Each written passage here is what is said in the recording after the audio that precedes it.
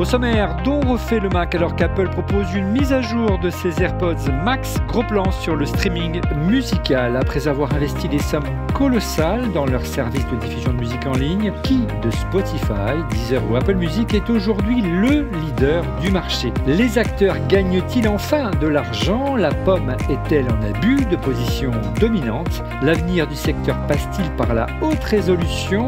Quid enfin des artistes? Les services de streaming les rémunèrent-ils à leur juste valeur? Débat. Le Mac. Bonjour à toutes et à tous, vous regardez On refait le Mac alias ORLM. Très heureux de vous retrouver pour notre débat tech hebdomadaire. Une émission spéciale ce soir, une émission spéciale streaming avec une équipe différente de d'habitude, avec des invités triés sur le volet, avec comme invité avec moi en plateau. Cette semaine, Georges Fornet, directeur général délégué de Qobuz, la plateforme de streaming pour les audiophiles. Bonjour Georges. Bonjour. On va avoir l'occasion durant cette heure d'émission ensemble de découvrir la plateforme Qobuz. À vos côtés, Georges, il nous fallait un observateur du marché du streaming musical, un journaliste spécialisé du média en ligne Les Jours. Bonjour Sofian Fanen. Bonjour. Sofian, est-ce que tu peux nous présenter brièvement Les Jours, son concept et comment on peut s'abonner tout simplement? Ouais, Les Jours, c'est un média qui va fêter ses 10 ans l'année prochaine. On est un média sur abonnement uniquement, donc sans publicité. Et on propose des enquêtes, des reportages, des feuilletons journalistiques. On publie sous la forme d'épisodes. Ça peut être de l'actu chaude, de l'actu plus magazine, des grandes enquêtes, des grands récits. Du fond. Et on peut s'abonner sur notre site lesjours.fr et sur l'application également. Et toi, tu es plutôt spécialisé dans tout ce qui est actualité musicale, marché musical? Tout à fait, ouais. Moi, j'écris sur la musique, côté artistique. J'ai une chronique toutes les semaines, entre autres, et sur la révolution numérique de la musique, on va dire, parce que j'ai commencé à écrire à l'époque du MP3 et j'en suis à l'IA. Ça ne nous rajeunit pas. Non. On va parler de tout ça ce soir. Mais d'abord, un salut particulier aux membres du club. On refait le Mac, c'est la version premium de notre chaîne YouTube. En vous abonnant, vous soutenez On refait le Mac et ses équipes. Et en contrepartie, l'émission est accessible rien que pour vous, 24 heures en avance, en direct. Vous êtes aussi invité à venir suivre l'émission ici dans le petit salon à côté de ce studio au Village Baissé à Paris, rue La Boétie. Toutes les infos, c'est sur notre chaîne YouTube dans la description de la vidéo ou encore en scannant le QR code qui s'est affiché à l'écran. Comme chaque semaine, on propose à notre audience via X une série de sondages autour de la thématique de cette émission. Cette semaine, la question était: à quel service de streaming musical avez-vous souscrit un abonnement?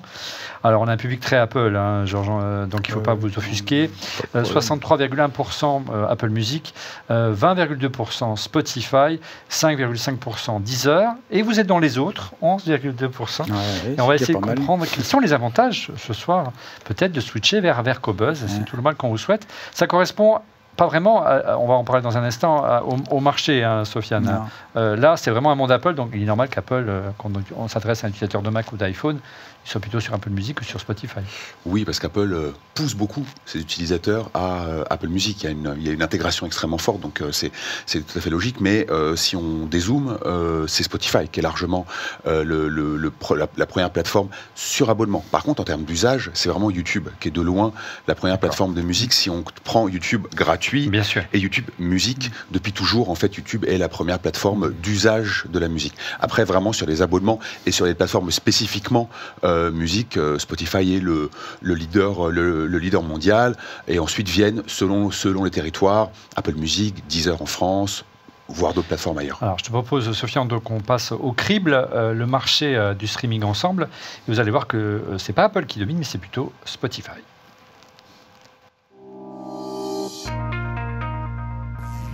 Je le disais à l'instant, Spotify domine, bien qu'Apple ait été condamné pour abus de position dominante par l'Union européenne. Nous allons y revenir. Le leader du marché, ce n'est pas Apple Music, c'est Spotify. Sofiane, il est difficile d'avoir des chiffres, en tout cas, et des parts de marché en nombre d'abonnés précises. C'est assez flou encore. Oui, les entreprises communiquent par trimestre, en tout cas, c'est le cas de Spotify qui est coté à la Bourse de New York, donc il y a des obligations sur ça. Donc on a des chiffres d'utilisateurs, d'abonnés, mais ça reste des grandes masses également. C'est juste la plateforme revendique ces chiffres tous les trimestres, tous les ans. On a des évolutions, mais pour avoir des chiffres plus précis, il y en a pas du tout. Dès qu'on va sur Apple, là c'est carrément mission impossible, mais on va y revenir. En termes de millions d'utilisateurs, on est autour des 675 millions, dans ces eaux-là en ce moment, oui, tout à fait. Et ça, c'est des abonnés payants, des abonnés gratuits. La moitié, en gros, un peu moins de 50%, c'est des abonnés payants, 263 millions. Tout ça, j'ai de mémoire, j'ai absolument pas de prompteur, vous pensez bien. Bien moins de la moitié. Bien moins que la moitié. En gros, il pèse quoi aujourd'hui Spotify sur le marché? 10, 20, 30%? Spotify, c'est 40, voire selon les territoires, 50-60% du marché. Au niveau mondial, on est à peu près dans les 40%. Voilà. 40%. Mais est-ce qu'il faut voir ce marché comme un marché mondial de la musique? En fin de compte, c'est pas vraiment le cas. On a des acteurs qui sont très forts sur le territoire nord-américain, des acteurs très forts sur le territoire européen, mais on a des gros acteurs en Chine, en Inde par exemple, en Afrique de l'Ouest également, il y a des gros acteurs, et c'est pas Spotify qui est leader. Par exemple, Deezer est leader au Brésil, on le sait pas. Donc il y a comme ça des grandes différences selon les grands territoires. Tu disais, on oublie souvent dans le classement un acteur important qui est YouTube, parce que tout simplement, bien qu'il y ait un service premium payant, beaucoup de gens lancent une vidéo YouTube mais écoutent de la musique en fait. Évidemment, en fait, le problème c'est que l'acte d'écoute de la musique est noyé dans l'ensemble des vidéos YouTube. Donc il y a déjà de la musique un peu partout dans les vidéos YouTube, mais en plus YouTube est utilisé historiquement d'ailleurs, hein, c'est depuis longtemps, pour écouter de la musique parce que ça reste la plateforme sur laquelle il y a le catalogue le plus vaste également. Ça semble être le réflexe de Nadim, un de nos tweetos, regardez sur Twitter, qui nous dit YouTube Musique pour l'abonnement, YouTube Premium et l'accès aux clips, remix, concert live de YouTube. On va leur dire, mais il faut passer chez Qobuz, les amis. Alors, ils ne sont pas sponsors de l'émission, donc on le dit d'autant plus volontiers. On reste un moment avec toi, Sofiane, pour essayer d'avoir des parts de marché, donc à peu près 30-40% pour Spotify. Apple Music, on a une petite idée en termes de répartition? Oui, on est à peu près dans les 15%, un petit peu en dessous de 15% pour Apple Music. On doit mouiller, hein, parce qu'encore une fois, Apple ne communique pas de chiffre d'abonnés. Et là, c'est que des abonnements payants. Mais encore une fois, c'est compliqué avec Apple parce que quand vous achetez un iPhone, vous avez 3 mois gratuits. Quand vous avez des offres famille ou des Apple One, on va en parler de tout ça, ce qui explique peut-être pourquoi Apple aujourd'hui est embêté en matière d'abus de position dominante. Autre acteur que je n'avais pas du tout vu arriver, c'est Tencent Music. Tu peux nous en dire un petit mot peut-être? Oui, c'est la plateforme chinoise qui appartient à Tencent. Ça s'appelait avant QQ Music. Ils ont fusionné plusieurs plateformes en gros. C'est le troisième mondial aujourd'hui. Exactement. C'est le géant chinois qui est géant avant tout en Chine, mais c'est un marché qui suffit en lui-même bien entendu. C'est une plateforme qui est également très très présente dans toute l'Asie du Sud-Est et c'est une plateforme qui est actionnaire de Spotify à hauteur très importante. Et d'ailleurs, c'est dans cet échange financier-là que se noue l'absence de Spotify en Chine. C'est aussi un échange de bons procédés. C'est-à-dire que Spotify ne rentre pas en Chine, ne rentrera probablement jamais en Chine, parce que Tencent est là et a son monopole quasiment sur le marché chinois. La Chine, c'est un marché à terme qui... je sais que vous venez juste d'arriver il y a quelques mois au Japon, Georges avec Qobuz. L'Asie, c'est un marché important pour vous? Bien sûr. Quand vous voyez les taux de croissance de ces marchés, aujourd'hui, le marché japonais déjà sur lequel on vient de rentrer, c'est le deuxième marché mondial pour la musique enregistrée. Donc, difficile de ne pas y être, mais très difficile d'y entrer. On avait racheté une société il y a 3 ans qui faisait de la hi-fi, des appareils hi-fi haut de gamme, Onkyo, et qui avait un service de téléchargement haut de gamme qu'on a racheté, qui nous a servi de base pour lancer l'activité de streaming en octobre dernier. Et là, tout de suite, on voit déjà, c'est déjà notre 7e pays en 4 mois. Donc, si vous voulez, pour moi, dans 1 an et demi, ça sera le 2 ou 3e pays. Et la Chine, comme voilà, le taux de croissance est supérieur à 20%, notamment tiré par Tencent, qui a quasiment 80-90% de part de marché là-bas. Tout reste à faire, donc il est indispensable d'être là-bas. Rentrer en Chine, vous connaissez les contraintes légales, contrôle sur le contenu, il faut à tout prix des partenaires, vous ne pouvez pas y aller en direct, etc. Mais malgré une position très originale, on va en parler tout à l'heure de Qobuz sur plutôt la musique classique, le jazz, oui, nous, des contenus très premium. On va en parler, on est complètement à part, là, on n'est pas dans la guerre entre les grands. Sinon, si on se mettait sur la même approche stratégique, on serait déjà mort, si vous voulez. Vous serez très très très riche. Ça dépend. On serait probablement mort. Parce que si on voit les acteurs, ils ont beaucoup d'argent. On pense aussi le 4e du marché, c'est Amazon Music, c'est ça?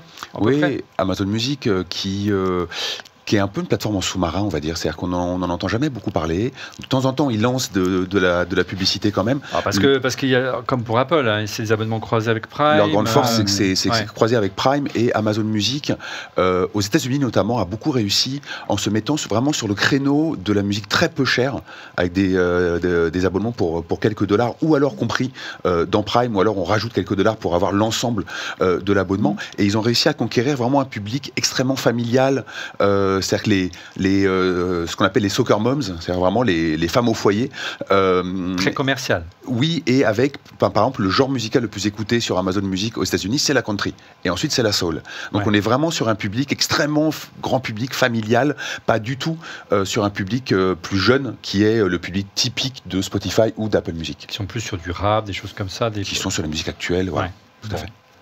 Amazon Music, c'est un petit mot peut-être sur Amazon Music ou on enchaîne? Oui, non, mais je suis tout à fait d'accord avec ce qui vient d'être dit. Bon, on va reparler, c'est comme Apple, la musique est un alibi, c'est pas le but principal, c'est pour vendre autre chose. Nous, on n'est pas dans un produit d'appel. C'est un produit d'appel, si vous voulez, hein, pour ils ne vendent pas un produit culturel. Non. Et dernier acteur, on en parlait tout à l'heure, YouTube Music est autour entre 8 et 10%. Encore une fois, c'est difficile d'avoir... Et là, ce serait plutôt des abonnements payants. Hein, donc... C'est de l'abonnement payant. Ouais. YouTube Music, c'est de l'abonnement payant. Sinon, l'offre gratuite, c'est YouTube tout court. C'est une plateforme qui progresse relativement vite, qui s'est installée relativement vite, mais qui plafonne un petit peu aussi. Quand on voit la puissance de Google, c'est surprenant à quel point Google s'est raté plusieurs fois quand même sur la musique. Ils ont fait Google Play, ils ont fait plein de tentatives. YouTube Red, il y a eu plein d'histoires. Et donc là, ils ont fini par faire YouTube Music. Est-ce qu'ils vont réussir à vraiment s'installer? Est-ce qu'ils y croient vraiment? Enfin, c'est assez bizarre. Ils ont toujours une attitude un peu distante vis-à-vis de la musique. Alors qu'ils ont un écosystème, une base installée phénoménale. C'est ça Ils viennent d'annoncer 125 millions d'utilisateurs. Ce qui est pas rien. À comparer aux 680 millions de Spotify. Et c'est rien comparé aux centaines, voire peut-être le milliard d'utilisateurs de YouTube tous les jours. C'est dingue. Alors ça, c'est l'état des lieux du marché du streaming au niveau mondial. Qu'en est-il de la France? Encore une fois, c'est assez compliqué de trouver des chiffres. On a trouvé une petite stat de chez Statista qui date de novembre 2004, donc qui n'est pas trop ancienne. Pour le streaming payant, alors on a en tête Spotify en France avec 46%. Suivi d'Amazon Music à 35%. Alors ça m'a surpris. C'est la France, ça? Ça, je pense qu'il compte les gens qui sont abonnés à Prime, en fait, tout simplement. Ouais. C'est musical et service préféré en France. Est-ce que ça veut dire préféré, oui. C'est pas le nombre d'abonnés, forcément. Autant pour moi. Oui. Par des consommateurs de musique en ligne ayant acheté du contenu abonnement sur les plateformes suivantes. Donc c'est bien le classement. C'est un peu étonnant. Moi, ça m'a étonné, Amazon Music. Normalement, c'est Deezer. Deezer, 32%, YouTube Music, 26%, Apple Music, 23%. Vraiment, ce qu'il faut retenir, c'est que les trois premiers, c'est vraiment Spotify, Deezer, Apple. C'est dans cet ordre-là. Spotify est passé devant Deezer il y a quelques années et on se tient avec ce trio de tête depuis toujours. Est-ce qu'il y a eu... et puis on sait que l'ensemble des géants de la tech ont connu un énorme boom pendant la pandémie. Est-ce qu'il y a eu un boom, Georges, au moment du Covid? On reste à la maison, on s'abonne à des services. Est-ce qu'effectivement ça a été le cas? Oui, il y a eu une surconsommation nette. On a fait une très très belle année 2021. Et nous, d'autant plus qu'on fait du téléchargement haut de gamme en ARS. Et là, on a vu une montée, un pic d'achat à l'époque. Clair que les gens restaient chez eux et cherchaient à passer leur temps et qu'ils ont consommé. Après, il y a eu une petite retombée, quoi. Mais maintenant, alors justement, on parlait de ARS, quid de Cobuzz? Comment tirer son épingle du jeu, Georges, face à ces mastodontes de la tech? Comment, aujourd'hui, quelle est votre stratégie pour vous différencier de ces mastodontes de la tech, justement? Nous, on est condamné à avoir une approche de niche et à se différencier. Donc, nous notre mantra, c'est d'être 100% musique et de délivrer la meilleure qualité. Donc, on est les seuls à faire du streaming en haute résolution, ARS, la meilleure qualité. C'est-à-dire que c'est pas du lossless comme chez Apple, c'est au-dessus. C'est qualité d'enregistrement des studios professionnels, des artistes professionnels. Alors, on peut streamer et on peut télécharger. On est un des derniers qui fait du téléchargement en ARS. Et on a une cible qui, évidemment, est attirée par cette offre. Mais on n'est pas simplement là pour écouter de la musique ou la télécharger. On est aussi un média, si vous voulez. On a des journalistes qui écrivent. C'est-à-dire que chez nous, vous trouvez toutes les informations sur les albums, les artistes, sur la musique en général. On a plus de 600 000 articles, 20 journalistes qui écrivent en permanence dans les 7 langues, maintenant avec le... C'est-à-dire qu'on ne se contente pas d'un algorithme pour pousser des morceaux via des playlists. On va, via des journalistes, proposer du contenu original, chercher des pépites, faire un travail éditorial. Travail éditorial, on cherche toujours à se différencier. Alors évidemment, quand il y a des grands artistes, comme tout le monde, on les met en avant, mais on va toujours vous proposer des chemins de traverse pour aller découvrir de nouveaux univers musicaux, des artistes, ce que vous n'avez pas forcément trouvé sur les grosses plateformes. Nous, on vous met en avant les nouveautés, tout azimut, et on est centré sur des genres qui sont peut-être un peu décalés par rapport au mass market. Ces gens-là sont tous, si vous regardez les charts, les top 100, qu'est-ce que vous allez trouver? Du rap en permanence. Rap, bien le rap. Top, aucune critique, mais ils sont tous un peu semblables. Hein, vous allez voir les playlists, elles sont toutes un peu sponsorisées, ça sert un peu à la promo, au marketing. Chez nous, c'est fait par des êtres humains. On a des équipes derrière, donc c'est un gars qui passe sa vie, c'est un métier sympa, à écouter de la musique et à trouver des, comme je disais, des chemins de traverse. On veut faire découvrir, etc. Comme autrefois le disquaire de quartier, qu'on a tous on est un peu de notre génération, je dirais. Voilà, il y en a encore. on se définit souvent comme un e-disquaire. Mais si vous voulez, pour le schématiser, mais sans être arrogant, on voudrait être le Hermès de la musique. Ça, on fait du sur-mesure, pointu, top qualité. On vient de lancer le DXD, DSD. Bon, c'est vraiment pour les spécialistes. On va parler de la haute résolution dans un instant. Puis vous avez derrière, vous tapez votre artiste, vous avez l'histoire de l'artiste, il parle de ses albums, vous avez tout ce qu'on peut dire sur les albums, etc. Vous avez tout ce qui va autour. C'est une expérience globale. Vous n'allez pas retrouver, est faite par des humains. On veut rester humain. Et des amoureux de la musique. Donc en termes de genre, c'est différent. Donc c'est vrai que si on regarde les charts de Spotify ou d'Apple Music, c'est essentiellement du rap aujourd'hui. Tout à fait.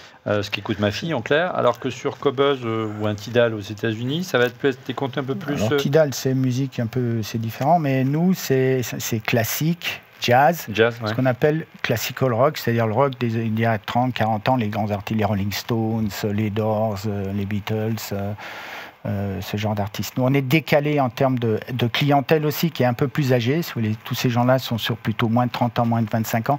Nous, on est plutôt 35, 40 et au-delà. En termes de cible de clientèle, et puis si on descend un peu, c'est des gens qui sont plutôt dans les grandes villes, à plus haut pouvoir d'achat, parce qu'on est un peu plus cher, parce qu'on délivre une qualité optimale. C'est-à-dire que, même si le terme n'est pas bien choisi, ils consomment différemment la musique. C'est ce qu'on tu me disais lorsqu'on préparait cette émission, Sofiane, c'est plutôt des audiophiles, des amoureux de la musique, qui veulent garder une trace et qui veulent prendre du plaisir à écouter un morceau sur une installation un peu de qualité. C'est plutôt ça le profil aujourd'hui de ce genre que recherche Qobuz ou d'autres. Oui, historiquement, Qobuz est sur un public qui est le public audiophile qui existait avant, évidemment, mais aussi un public qui cherche quelque part à retrouver des anciennes façons de faire avec tout ce rapport avec l'écrit, les magazines, et surtout à choisir lui-même. Il y a vraiment cette revendication forte, je pense, dans le public chez Qobuz, c'est de dire c'est moi qui choisis ce que j'écoute, et c'est pas des playlists qu'on me pousse. On peut avoir davantage l'impression sur les autres plateformes de streaming, même si quand on regarde les usages, ils sont extrêmement vastes et complexes. Quand il y a le grand public sur une plateforme, on a aussi beaucoup d'usages profonds sur les autres plateformes, et de la même façon, les algorithmes ne font pas que enfermer les gens, c'est beaucoup plus complexe que ça. Mais clairement, le public de Qobuz, il est plus âgé, il a plus de temps à mettre là-dedans, il va se préoccuper davantage de la façon dont il écoute la musique. Là où le grand public, il veut accéder le plus efficacement possible à la chanson qui va lui faire plaisir au moment donné. On a 4 cibles. On a, comme vous venez de le dire, les audiophiles, c'est-à-dire les gens qui ont un bel équipement, qui sont très sensibles à la qualité du son. Ça, c'est notre cœur de cible. Après, on a les mélomanes, c'est-à-dire les gens qui travaillent dans l'industrie ou qui jouent de la musique, et même à titre amateur, ou qui sont très imprégnés de musique, qui aiment la musique. Qui ont une grande culture musicale et une belle oreille. Et qui ont un peu d'oreille, ou qui sont intéressés par ce genre de choses. On a ce qu'on appelle les collectors, les collectionneurs. Donc ça, c'est les gens qui, notamment dans le download aujourd'hui, qui est un marché qui intéresse plus grand monde dans les labels, mais qui fait encore 500-600 millions de dollars au niveau mondial. Donc c'est les gens qui veulent collectionner en ligne. Eh bien, comme on collectionne ces 33 tours, comme on achète du vinyle, c'est qu'il y a un retour du vinyle, pareil, en ligne, ils veulent tous les Beatles, tous les albums, etc., dans la meilleure qualité. Ils font leur bibliothèque en ligne, leur e-bibliothèque.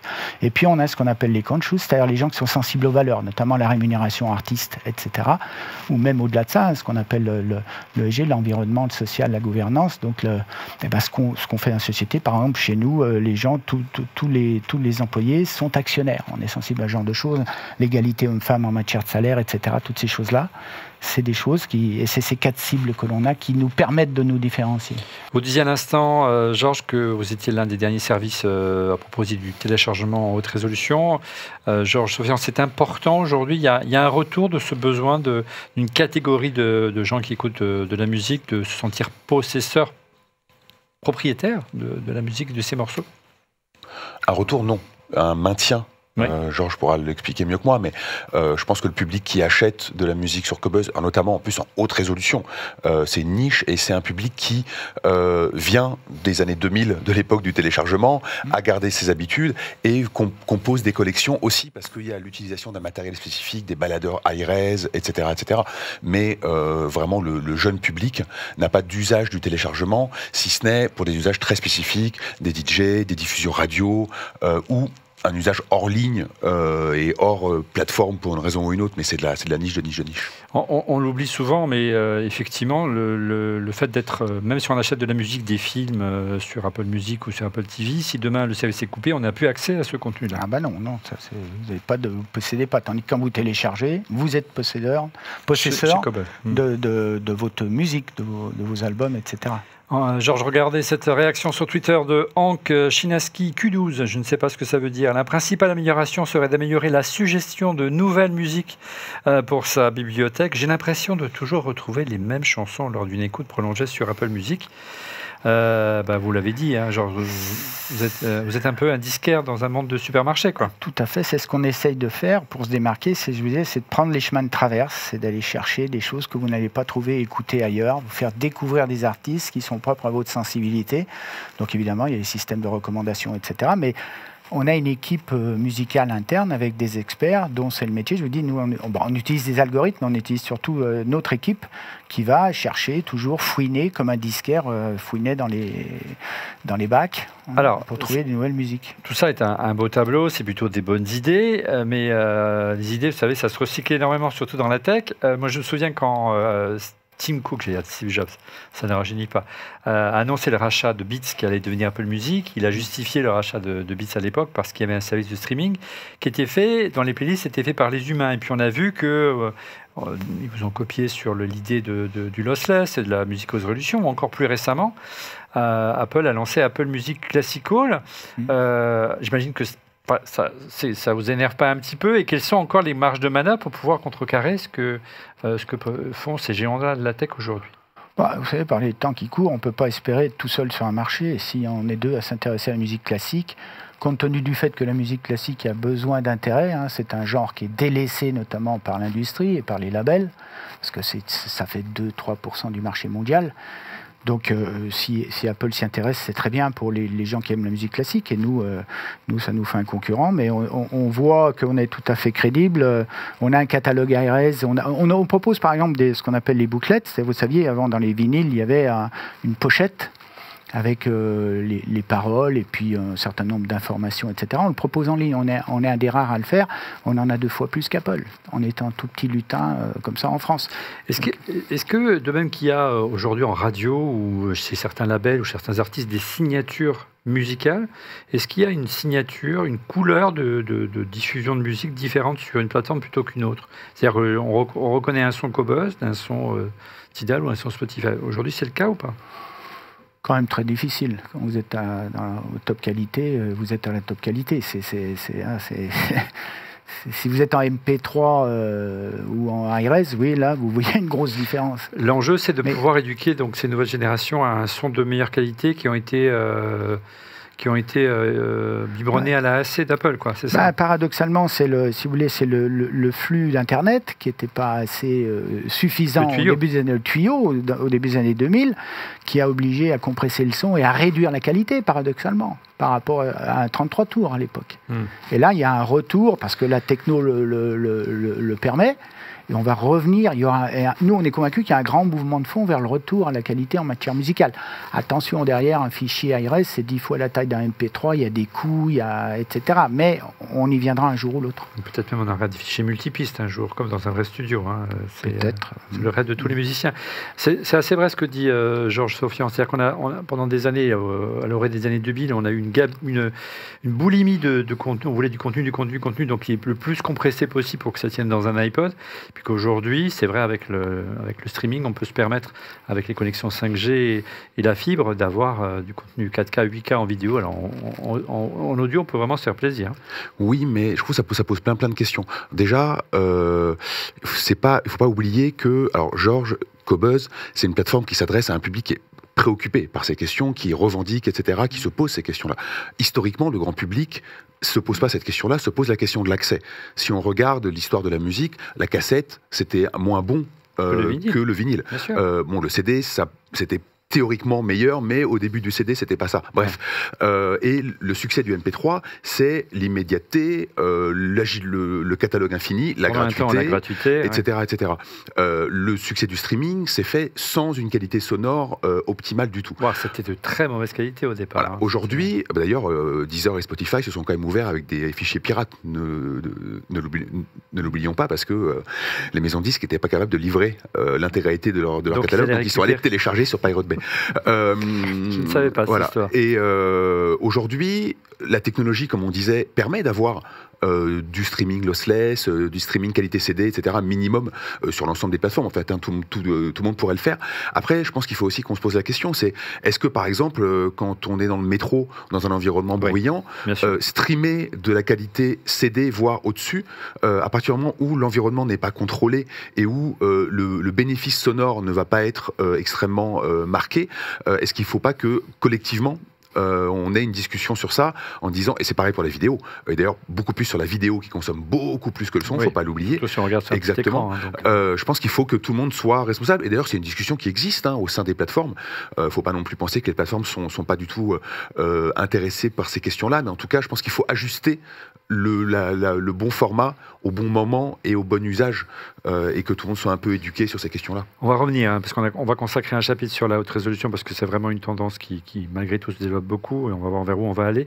On a vu qu'effectivement Qobuz a été pas mal, a inspiré pas mal d'autres plateformes, notamment avec Apple Musical, et puis les plateformes de streaming, Sofian, ont également été tentées de se diversifier en proposant plus de contenu différent uniquement de la musique. On pense au livre audio, on pense au podcast, on pense à Spotify qui a investi des fortunes dans le podcast.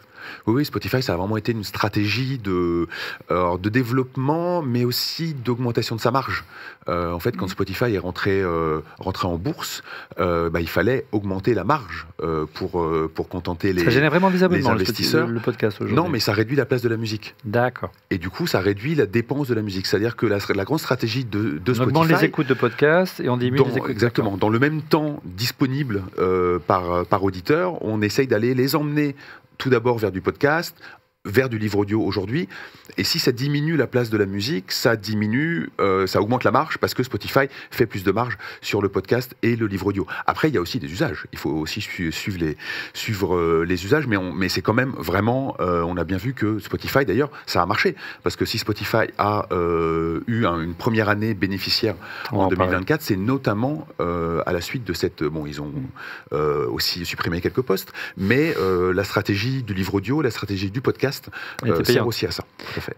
Et puis assez décrié, ça leur a coûté quand même assez cher en allant chercher notamment Joe Rogan ou la famille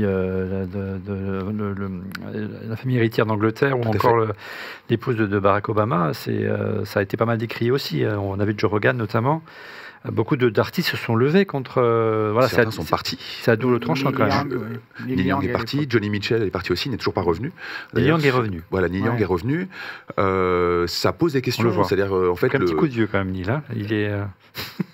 La critique, ça a été de dire, attendez, vous gagnez de l'argent avec la musique, vous avez construit votre histoire sur la musique et sur les valeurs de la musique. Pour ceux qui ne connaîtraient pas Joe Rogan, c'est un podcasteur américain qui est très populaire, notamment pendant la période du Covid, assez sulfureux parce qu'il a beaucoup soutenu de thèses pas révisionnistes, mais souvent qui allaient contre anti-vax. Et beaucoup de personnalités de la musique, notamment, et d'artistes se sont levés contre ça. Évidemment. Exactement. Donc ça a été problématique, et de la même façon que dernièrement, Spotify a financé, donné de l'argent, organisé une soirée pour l'arrivée au pouvoir de Donald Trump. Ça n'a pas fait plaisir et aux artistes et aux utilisateurs. Il y a quelque chose de contradictoire avec les valeurs historiques de la musique qui sont quand même pas les valeurs de Donald Trump. C'est là où on se démarque. Je vous parlais de nos cas de cibles et notamment les gens qui sont sensibles aux valeurs. Je pense que vous profitez des gens déçus sur les valeurs. Il n'y aura pas de Joe Rogan chez Cobuzz, il n'y aura pas de test complotiste. Voilà. Il n'y a pas on parle de musique, 100% de musique. Stratégie de diversification vers le podcast, le livre audio, ça aujourd'hui vous ne regardez pas? Non, notre positionnement s'impose très vertical, centré sur la musique à 100%. On veut rester là-dessus. Je vous comprends la logique économique, évidemment. Encore qu'il faille des moyens. Vous savez, je crois qu'ils ont racheté pour des sociétés pour 500 millions de dollars, Spotify. Il faut attendre le retour. Je crois que c'était 200 millions de dollars. 200 millions de dollars pour le deal avec Joe Rogan. Donc après, évidemment, le retour sur investissement, mais il faut avoir les moyens d'attendre. Juste en dessous, nous, en termes de tarifs. C'est le podcast le plus écouté aux États-Unis. C'est dingue. Bon, après, voilà, si vous partagez ces valeurs, très bien, mais il y a pas mal de gens qui ne les partagent pas. Chez nous, voilà, on a un positionnement clair. On fait de la musique, on essaye de délivrer la meilleure qualité possible et point à la ligne, on ne veut pas faire autre chose. Alors, quelle est la situation aujourd'hui de Cobuzz, qui existe depuis maintenant une quinzaine d'années, je ne vais pas dire de bêtises, c'est ça? Un peu plus, oui, 2007. Il y a eu un moment un peu difficile, c'est là où vous êtes arrivé, vous avez repris les commandes de la boîte. Oui, comment ça va aujourd'hui? Vous l'avez dit tout à l'heure, la priorité c'est l'internationalisation, l'arrivée au Japon notamment? Oui, alors pour faire rapide, lancé en 2007, la société a connu des difficultés en 2015, les deux fondateurs n'ont pas réussi à lever de l'argent, ils étaient en compétition avec Deezer. Deezer a signé avec Orange, ça leur a donné un effet de levier, et malheureusement Cobuzz ne l'a pas trouvé. La boîte a été reprise par l'actionnaire actuel, qui est Denis Thébault, qui vient du jeu vidéo. Et puis, on essaie de la relancer. Il a fallu la remettre à niveau technique. Elle était quand même assez délabrée, comme la société souffrait. Ça a pris 2-3 ans. Et depuis 2019, oui, on a lancé aux États-Unis en février 2019. C'est votre premier marché aujourd'hui, les États-Unis? Alors aujourd'hui, en 5 ans, c'est devenu le premier marché. C'est pas simple. Donc il y avait 11 pays, 12 pays avec les US donc en 2019. Après, on a commencé à internationaliser. Donc, notamment à compléter l'Europe par le nord, les pays nordiques, Norvège, Suède, Finlande, Danemark. On a profité pour ajouter l'Australie et la Nouvelle-Zélande. On regarde le potentiel des marchés. Est-ce que les gens consomment vraiment de la musique et ces marchés dynamiques, etc. Après, on a ouvert en Amérique du Sud, Brésil, Mexique, Argentine, Colombie, Chili. On a eu l'opportunité de racheter il y a 3 ans cette société Ionkyo Music. On a mis 3 ans à ouvrir au Japon, là on a ouvert en octobre, et entre-temps, en mai dernier, on a ouvert au Canada aussi. Donc là, on couvre à peu près 88% du potentiel du marché mondial. On ne cherche pas à se mettre partout n'importe comment. Toujours, on essaye d'avoir une approche qualitative. Très bien. On a du média dans la langue locale. On s'intéresse aux artistes locaux, etc. On fait un travail de fond. On pourrait très bien, il y a certains acteurs qui ont ouvert dans 180 pays. Vous avez Idagio en Allemagne qui est spécialisé sur la musique classique, sont dans 180 pays, mais en anglais... Et voilà, vous balancez un peu tout comme ça, vous inondez pour essayer, pour faire un peu de revenus, mais nous, c'est pas comme ça qu'on travaille. L'objectif, c'est d'être rentable assez rapidement? C'est d'arriver à être rentable, c'est pas simple, mais là, moi, quand je suis arrivé, on perdait 80% du chiffre d'affaires au niveau de l'EBITDA. Vous savez, le résultat d'exploitation en dépréciation, c'est l'indicateur clé qu'on utilise en général. Là, on est à moins de 10% de perte, donc dans l'année prochaine, j'espère moins 5, et l'année après, à l'équilibre. Donc d'ici 2 ans rentable. D'ici 2 ans, un peu moins de 2 ans, j'espère. Ce qui n'est pas simple, parce que vous avez vu qui on a en face de nous. Oui, quand même des monstres. Et c'est même, entre guillemets, on se demande comment une boîte comme nous peut exister. Mais avec sachant qu'ils ont, dans le cas d'Apple, pas d'objectif de rentabilité, ou Amazon, parce que c'est un produit d'Apple, on est bien d'accord. Voilà, on va en parler. Apple, c'est pour vendre le matériel Apple. Amazon, c'est pour alimenter Prime et puis faire venir les gens, que ça va générer du trafic. Eux, vous voyez, compte tenu de la taille des sociétés, Apple Music, je crois que ça fait 4 milliards de dollars. Donc c'est une goutte d'eau dans le chiffre d'affaires d'Apple. C'est rien du tout pour eux. Alors justement, qui gagne de l'argent aujourd'hui, Sofian? Tu l'as dit tout à l'heure, pour la première année, en 2024, lors des résultats financiers, Spotify a annoncé en fin des bénéfices. C'était un long chemin de longue haleine. Est-ce qu'on peut faire un petit peu le point là-dessus sur gain? Il n'y a que Spotify finalement aujourd'hui qui a annoncé faire des bénéfices. On sait qu'Apple, on l'a dit, c'est un produit d'Apple, Amazon c'est un produit d'Apple, YouTube c'est un produit d'Apple. Le problème c'est qu'en fait on peut regarder que les pure players et on peut même pas comparer Spotify, Deezer, Cobuzz, etc. C'est une entreprise de taille absolument différente. Donc ils sont quand même passés de 532 milliards de pertes l'année dernière en 2023 à 1,14 milliard d'euros de bénéfices nets. C'est quand même assez remarquable. Hein. C'est comment ça fait beaucoup d'argent. Il y a eu une vraie conquête de nouveaux utilisateurs. Ils ont ouvert des nouveaux marchés aussi, très, très choisis. Il y a eu la bascule vers le livre audio, qui est beaucoup plus un succès que les podcasts, par ailleurs. Le livre audio, il y a un gros usage. Et d'ailleurs, là, ils viennent de faire rentrer les livres audio dans l'abonnement. Ouais, il y a plein d'histoires. D'ailleurs, ça a permis à Spotify de moins payer les artistes aux États-Unis avec des micmacs comptables en faisant des bundles, etc. Ça a un petit peu fait râler aussi. Il y a eu cette stratégie vraiment donc d'orientation vers autre chose que de la musique. Il y a eu énormément de suppression d'emplois également dans les équipes de Spotify. Ils ont réduit la voilure. Ils ont aussi réduit quelque part la part éditoriale et la part humaine dans la recommandation.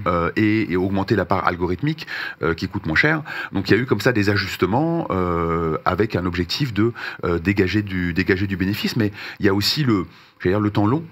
Faut pas oublier que le streaming, c'est encore un marché assez jeune. Hein. Les plateformes, elles sont arrivées, disons, à partir de 2009 pour le dire court. Mais en fin de compte, la vraie bascule grand public, c'est 2018. Donc ça fait pas 10 ans en vrai. Donc tout ça a pris du temps. Tout le monde savait que ça allait être un temps très long et c'est un temps d'investissement, pas un temps de recherche de stabilité. On était vraiment dans une conquête du marché, dans une conquête des territoires. Et là, on rentre dans une deuxième phase. Pendant 20 ans, quoi. En gros, c'est ça l'idée. Voilà, c'est normal. En fait, il fallait construire le marché, construire les usages aussi. On oublie que si on regarde, si on s'arrête même sur Spotify, qui est un peu la plateforme référence toujours sur ce marché-là, le Spotify de 2014, il y a 10 ans, il n'a rien à voir avec le Spotify d'aujourd'hui. Il n'y avait pas les playlists, il n'y avait pas tout un monde de recommandations algorithmiques qui n'existait pas.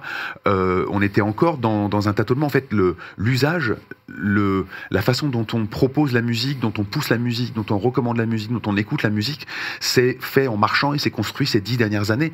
Donc finalement, le marché, il s'est construit pas à pas et on arrive aujourd'hui à une sorte de début de plateau peut-être et de début de maturité pour le marché seulement. Sachant que de l'extérieur, le principal outil de vulgarisation de ces usages pour un Spotify ou pour un Deezer, ce qui n'est pas le cas de Qobuz ni d'Apple Music, c'est qu'il y a énormément d'utilisateurs gratuits.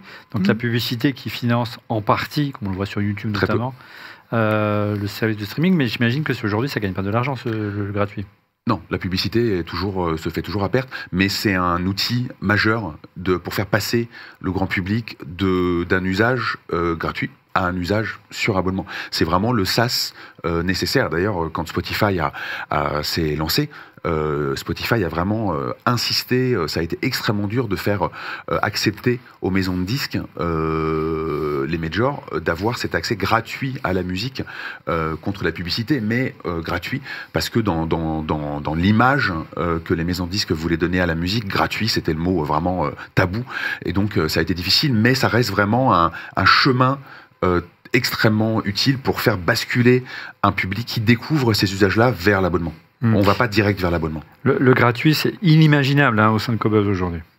Non, aujourd'hui, nous, on est sur l'approche qualitative. On ne veut pas polluer l'utilisateur avec de la publicité. Alors évidemment, on sacrifie un tunnel d'acquisition, puisque Spotify a en gros 680 millions d'utilisateurs, 260 millions payants, mais il y en a 400 et quelques millions qui ne payent pas. Mais oui.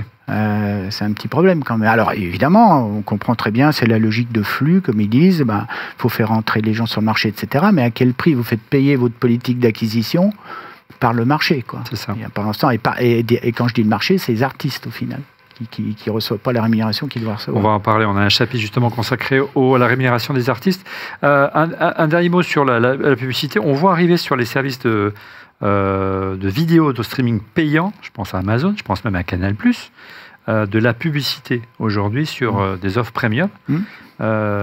C'est-à-dire qu'on paye un abonnement et on a de la pub. Je me dis, est-ce que ça risque pas d'arriver dans la musique aussi? Si, très probablement. Et le problème, c'est que ça marche, quelque part. C'est-à-dire que moi, ça me fait hurler. Oui. Je vais pas aller... mais payer un abonnement, c'est pas pour j'ai probablement les moyens d'hurler. Ouais. C'est ça en fait la vraie question. Et ce qu'il faut regarder, c'est plutôt les gens qui cherchent l'usage, mais qui cherchent aussi à réduire leur panier numérique, et on peut tout à fait le comprendre, hein, les temps sont durs, donc quand on a la famille, les enfants, on paye plusieurs abonnements, et du coup on cherche les équilibres, et c'est le succès de ces abonnements payants, mais moins chers. Voilà. On a vu Netflix notamment qui a fait un carton avec l'offre en partie payante et financée par la publicité. On va s'intéresser à présent à une petite entreprise basée au One Infinite Loop à Cupertino. Est-ce qu'elle abuse Apple? Est-ce qu'elle est un abus de position dominante? En tout cas, la Commission européenne a répondu oui, en infligeant le 4 mars dernier une amende record de plus de 1,8 milliard d'euros pour abus de position dominante sur le marché de la musique en ligne. Alors, c'était suite à une plainte de Spotify, hein, c'est ça, Sofian? Oui, tout à fait. Spotify a lancé il y a longtemps déjà une procédure contre Apple, et spécifiquement contre l'App Store, considérant qu'Apple abusait de sa position sur le matériel Apple, sur les iPhones, en prélevant un coût, une dîme de 30%, comme sur toutes les applications par ailleurs qui passent par Apple. Mais du coup, ça obligeait Spotify à augmenter, parce que Spotify ne pouvait pas se permettre et ne voulait pas réduire son prix, enfin sa part, la part qui revenait à l'entreprise. Et donc, les abonnements pour les utilisateurs d'iPhone étaient à 13 € au lieu de à peu près 10 €. Et augmenter leur prix de 30%. Exactement. Et donc, il y a eu une guerre. Alors, c'est une vieille guerre, en fait. Hein. C'est une guerre qui vient même de l'époque de la tentative d'arrivée de Spotify sur le marché américain. Le marché américain, c'est le Graal du monde de la musique, parce que c'est le premier marché. C'est quasiment la moitié, 47% du marché mondial. C'est de loin les États-Unis. Voilà. Et en plus, c'est le marché qui est le plus regardé. C'est là où il y a les magazines de tech, c'est là où il y a les grands... Voilà, c'est là où tout se passe encore aujourd'hui. C'est là où toutes les grosses entreprises de la tech sont. Et donc, rentrer sur le marché américain, c'est vraiment un Graal. Et d'ailleurs, toutes les plateformes n'ont pas réussi à le faire. Spotify a été créé bien en amont, des années en avant d'Apple Music. Hein. Exactement. Et Spotify a toujours visé le marché américain. D'ailleurs, ils ont déménagé de Stockholm à Londres pour faire ce premier pas, parce que Londres est vraiment l'antichambre du marché américain. Donc après, installation à New York, etc. Et rien que le fait de faire valider l'application de Spotify par Apple, il y a la moitié d'un livre sur ça, ça a été épique, et ça a été des blocages. Il y a même eu vraiment des frottements très forts, notamment à l'époque de Steve Jobs, qui a vraiment tout fait pour empêcher. Steve Jobs, qui avait ses entrées dans le monde de la musique, notamment à travers Jimmy Iovine, qui est revenu par la bande après avec Beats. L'un des fondateurs de Beats avec Dr. Dre. Exactement. Et Spotify, Steve Jobs a vraiment tout fait pour bloquer l'arrivée de Spotify aux États-Unis. Donc, sachant qu'ils étaient vraiment en retard par rapport à la techno de Spotify. Eux, ils vendaient des morceaux, il n'y avait pas encore de streaming chez Apple, ou quasiment pas. Notamment parce que Steve Jobs ne croyait pas au streaming, bizarrement. Il n'a pas toujours été un visionnaire, et ça allait plus loin, les restrictions, Georges, puisque Apple interdisait et interdit encore de pouvoir mettre un lien sur votre application pour aller sur un site et pouvoir s'abonner sans verser les 30% de dîme. C'est là où est le problème, parce que si vous voulez, par exemple chez nous, si vous payez 14,99 pour l'abonnement mensuel solo, vous payez 19,99 quand vous passez par Apple. Par l'application. Vous payez 5 € de plus. Donc vous avez fait le choix de laisser la possibilité de s'abonner via l'App Store. Nous, on a fait ce choix, et on ne peut pas l'intégrer dans le prix, parce qu'en gros, les maisons de disques et les sociétés de collection de droits, comme la SACEM, prélèvent 70% du total des revenus. Et en gros, il nous reste 30%, entre 25 et 35. Ça voudrait dire qu'on aurait zéro de marge si on appliquait le prix facial. On serait à zéro et vente à perte, vu nos pertes. Donc ça, à la limite qu'Apple mette une commission 30, 45, ils peuvent mettre 100%. Il y a un moment où les clients vont dire c'est un peu cher. Mais ce qui ne va pas du tout, c'est qu'on n'a pas le droit de dire aux clients, regardez, quand vous venez chez nous, c'est 14, et quand vous allez chez Apple, c'est 19. Ça, on n'a pas le droit. On n'a pas le droit de dire aux clients que c'est moins cher. Et ça, au nom de quoi ? Au nom de quoi ? C'est là où est le problème. Après, la commission, c'est leur droit. Ils peuvent mettre la commission qu'ils veulent et le taux qu'ils veulent, il n'y a aucun problème. Par contre, de ne pas nous autoriser à le dire, Ça, c'est un vrai problème. C'est borderline, on est d'accord. Et c'est bon là, Apple a fait appel, mais c'est vrai qu'ils essaient d'assouplir en réduisant les commissions d'une année sur l'autre, en passant à 15, etc. Mais c'est vrai qu'ils auraient pu aussi préparer ce qui semble aussi inévitable, c'est-à-dire qu'à un moment donné, il faut partager, quoi. Donc ils vont un peu être obligés avec le Digital Markets Act de l'Union européenne qui va obliger à une transparence et une ouverture. Qui rentre en vigueur, on enregistre la veille, un peu en avance par rapport au jour de diffusion de l'émission. On enregistre en février, l'émission sera diffusée début mars. Mais là, de ce côté-là, l'Europe a été assez en avance sur le reste du monde. Regardez cette réaction sur X à nouveau de Benoît Rivière Q8 qui rebondit sur notre sondage concernant les plateformes musicales qui sont utilisées aujourd'hui. Il a choisi Apple Music car catalogue très étendu et belle interface, quelque chose que je ne vois nulle part. Apple Music est également le moins cher pour l'abonnement individuel, car 109 € si on souscrit pour un an. J'ai envie de dire, Georges, c'est facile d'être les moins chers quand on n'a pas de critères de rentabilité. Ah oui, pas de problème. Et là, ils font ce qu'ils veulent sur leur prix.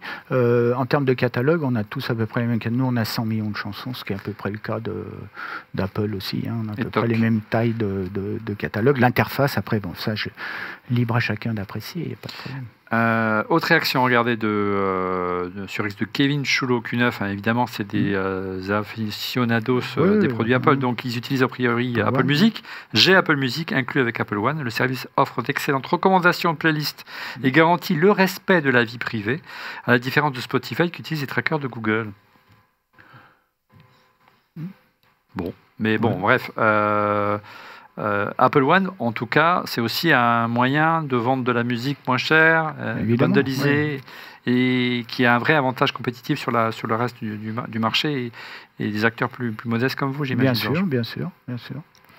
Alors, concrètement, aujourd'hui, si on veut migrer de Spotify à Qobuz, si on veut migrer d'Apple Music à Qobuz, ou Tidal, ou Deezer, est-ce que c'est facile? Est-ce que les plateformes rendent possible la migration de playlists? On sait qu'on soit un amoureux de la musique ou pas, on a ces playlists. Est-ce que c'est facile de migrer d'une plateforme et est-ce qu'il y a des passerelles qui sont prévues? Oui, on peut. Il y a des outils tiers. En général, les plateformes ne bloquent pas. Elles n'ont pas intérêt d'ailleurs, et je crois même qu'elles n'ont pas le droit. Donc, il y a des outils tiers pour pouvoir emmener l'ensemble de ces playlists. Moi, j'en utilise d'ailleurs pour faire des playlists interplateformes dans les jours. On peut comme ça faire basculer une playlist sur l'ensemble des plateformes qui sont gérées par cet outil. Ça marche très très bien. Après, en fait, la vraie difficulté de la migration, c'est plutôt l'habitude d'usage. En fait, c'est sur l'interface. C'est comme de passer d'un Mac à un PC. Quelque part, les deux fonctionnent. Les deux vont nous permettre de faire plein de choses et à peu près la même chose, mais pas tout à fait la même façon. Donc, passer de ses habitudes sur Deezer à Qobuz, passer de ses habitudes sur Spotify à Tidal, etc., ou d'Apple Music à Qobuz à Spotify, on va se retrouver avec des logiques différentes et des usages, et on a nos habitudes d'ergonomie aussi. Et je pense que la difficulté, elle est plutôt là. Et ensuite, il y a, moi, je me suis fait la réflexion, j'en parlais avec des gens beaucoup ces derniers temps, parce qu'il y a pas mal de gens qui ont encore une fois quitté Spotify. Il y a des vagues comme ça un petit peu régulières, et là l'effet Trump a encore servi un petit peu à ça. Et dès qu'on est sur des gens qui ont du matériel, il y a la connectivité des amplis. Est-ce que c'est Spotify Connect, Deezer Connect, Qobuz Connect, etc. Est-ce qu'on va pouvoir utiliser un autre service aussi souplement entre Devialet, Sonos, ces environnements-là qui sont. Non, mais transférer ces playlists, c'est très simple. Hein. On propose des outils, tous les acteurs proposent des outils, ça se fait sans difficulté. Alors, juste pour la régie, je vous informe qu'on passe directement au deuxième sondage, pour information, puisque c'était une question qu'on vous a posée également sur le compte X dont refait le Mac, deuxième sondage de la semaine concernant le streaming musical. La question était, quelles sont selon vous les améliorations que vous souhaitez que les services du streaming type Apple Music ou autres proposent à l'avenir? Vous étiez 20,4% à répondre une meilleure rémunération des artistes, on va longuement en parler dans un instant, une meilleure qualité de son, 34,2%, je pense que ça vous fait plaisir, mon cher Georges. 18,4% répondent la possibilité d'être propriétaire de sa musique, on en parlait aussi, et de meilleures recommandations, 27%. Alors la qualité, on va en parler, on va faire un chapitre sur la haute résolution. Alors ça, l'ensemble des acteurs semble se diriger, vous le disiez en préambule, sur la haute résolution, Georges, mais il y a haute résolution et haute résolution. Vous avez été assez pionnier chez Qobuz pour ça. Il y a de nouveaux formats qui sont arrivés chez Qobuz aujourd'hui. Oui, le DSD et DXD, qui sont des formats plus dédiés au téléchargement. Donc des formats... C'est le top du top. Hein. Ouais, il faut un baladeur, il faut un ampli particulier. Il faut du matériel adapté. Ouais, mais c'est le must. Quoi. Et c'est des formats qu'on ne peut pas lire sur l'iPhone parce qu'il n'y a pas le fameux DAC pour pouvoir les écouter. Tout le monde va vers la haute résolution. Pour l'instant, Spotify est en MP3, Deezer est en qualité CD. Ouais. Ils n'y sont pas. Mais bon, peut-être que ça va venir. On sait que... Sofiane, la démocratisation de la haute résolution, tu y crois ça va être vraiment un moment de fond, comme il y a eu abandonné la haute définition pour la vidéo, tout simplement. Oui, dans le sens où tout le monde cherche un peu ses outils marketing. Alors pour Qobuz, c'est un vrai service, c'est une culture. Voilà. Pour Spotify, c'est pas une culture clairement. Pour Deezer ou pour Apple Music, il y a toujours ce côté. On vend aussi des casques, etc. Mais ils sont pas compatibles. Donc, voilà. Mais bon, en tout cas, ça devrait être cohérent. Mais ça l'est pas. La musique résolution avec un casque d'Apple. Donc voilà. Mais en tout cas, mais par contre, chez les plateformes grand public et qui s'adressent au grand public. C'est un outil marketing, on va dire. C'est pas une demande. Bon là, vous avez un public très spécifique qui fait cette demande. Si on descend dans la rue pour demander aux gens qu'est-ce que vous attendez de la musique, ils vont vous dire j'attends de y accéder facilement pour pas cher. La qualité du son, c'est comme on dit, c'est pas un must-have, c'est un nice-to-have. C'est quelque chose qu'on va offrir comme un outil marketing. Voilà. Et c'est aussi quelque part, je pense, quelque chose que les plateformes de musique doivent à la musique. Après 20 ans de qualité médiocre, voire vraiment mauvaise, on peut avoir de la qualité minimum CD. Il faut le faire parce que c'est quand même quelque chose que les plateformes doivent à la musique, clairement. Ouais, je me souviens il y a quelques années, dans une autre vie, je dirigeais un magazine qui parlait beaucoup d'Apple et des iPods. Et on mettait en couverture des artistes qu'on écoute sur son iPod. On a fait une longue interview d'Indochine. À l'époque, c'était en 2010, 11, 12. Et il nous disait que, en fait, en studio, lorsqu'il faisait le master de leur album à l'époque, alors évidemment, il était superbe, il écoutait dans le studio, mais le premier réflexe qu'ils avaient, c'était de le mettre sur leur iPod et l'écouter sur un dock lambda du marché pour voir si ça sonnait sur ça devait sonner sur un objet. Vous savez, c'est l'histoire du producteur de Britney Spears et qui a fait Ace of Base, etc. avant, qui mettait ça sur une cassette et qui mettait ça dans sa vieille voiture et qui allait faire des tours de Stockholm pour voir comment ça sonnait dans sa vieille voiture, et si ça sonnait bien dans cette voiture-là, il disait c'est bon, ça sonnera bien partout. Et on a reçu Dominique Blanc-Francard dans cette émission, le célèbre ingénieur du son, qui disait qu'il adorait écouter ses CD dans sa Mini. Donc voilà, c'est le meilleur endroit pour lui pour écouter de la musique. Concrètement, aujourd'hui, genre, on ne se heurte pas à une plafond de verre technologique pour la haute résolution. Le fait qu'aujourd'hui, tout simplement avec des petites oreillettes Bluetooth, des AirPods ou autres, on ne peut pas écouter de la haute résolution. Est-ce qu'aujourd'hui, vous travaillez à ce plafond de verre, vous travaillez avec des constructeurs? Est-ce que des standards vont émerger demain? Oui, il y a des sociétés qui travaillent sur le sujet. C'est vrai qu'aujourd'hui, si vous voulez écouter de l'ARS, si vous gardez la qualité, il vous faut un câble sur votre casque et il vous faut un petit appareil qui s'appelle un DAC, Digital Audio Converter, pour garder la qualité. Alors les jeunes aujourd'hui, un câble, un petit truc, c'est moins bien qu'un casque sans fil. Quand vous êtes dans votre salon, c'est pareil, c'est pas très compliqué, mais il faut un bon matériel et puis un DAC aussi. Bon, alors il y a des contraintes, des petites barrières, mais qui vont se lever. La tech avance. Nous, on est en contact avec des fabricants de puces. Et ça devrait se lever, je dirais, dans les années qui viennent, de manière quasi certaine. Regardez cette réaction sur X de Momo Q11. J'attends un codec sans perte et propriétaire. Alors ça, on va en discuter. Je suis moins sûr qu'il y ait une bonne idée de faire un codec propriétaire à Apple avec des produits qui évoluent, car le codec AAC, c'est correct, mais peut mieux faire, correct, je ne sais pas si le terme est de bon aloi. Concernant la haute résolution, vous me disiez en préparant cette émission, Georges, que la difficulté pour vous, c'est que c'est compliqué, la haute résolution, ça demande d'énormes moyens de stockage. Est-ce que déjà les maisons de disques jouent le jeu? C'est-à-dire qu'elles vous fournissent du contenu dans la qualité que vous jugez suffisante? Parce que je me souviens qu'il y a quelques années, ce n'était pas forcément le cas. Aujourd'hui, toutes les nouveautés sont en ARS, ça va. C'est plutôt les bacs catalogues. Bah oui. Alors, quand vous avez les grands artistes, évidemment, ils remasterisent, etc. Mais sur le back catalogue, en plus, mais ça coûte un peu d'argent, il faut qu'économiquement ça vaille la peine, sinon bon, ils ne sont pas trop poussés à arrêter. Mais maintenant, on commence à avoir des dizaines de millions de titres en high-res.